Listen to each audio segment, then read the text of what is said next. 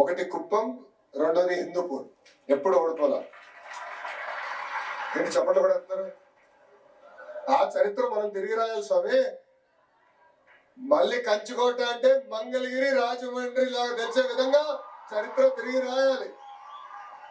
చరిత్ర రాయాలన్నా తిరిగి రాయాలన్నా ఒక తెలుగుదేశం పార్టీతోనే సాధ్యం.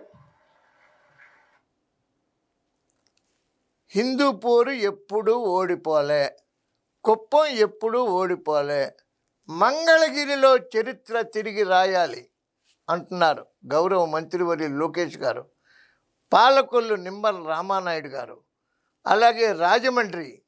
ఇవన్నీ కూడా తెలుగుదేశానికి కంచుకోట నియోజకవర్గాలు.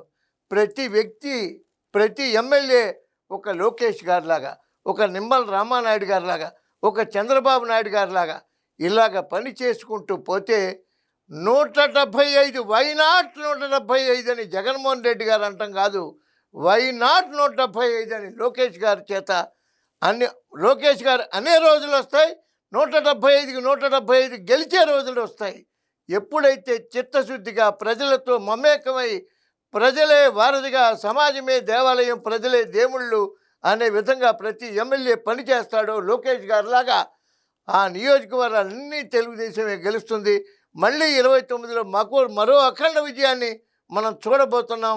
దీనికి నిమ్మల రామానాయుడు గారు, లోకేష్ గారు, చంద్రబాబు నాయుడు గారు వంటి అహర్నిశలు కష్టపడేటువంటి ఎమ్మెల్యేలని అందరూ ఆదర్శంగా తీసుకోవాలని ప్రతి ఎమ్మెల్యేకి శిరస్సు ఉంచి నమస్కరిస్తూ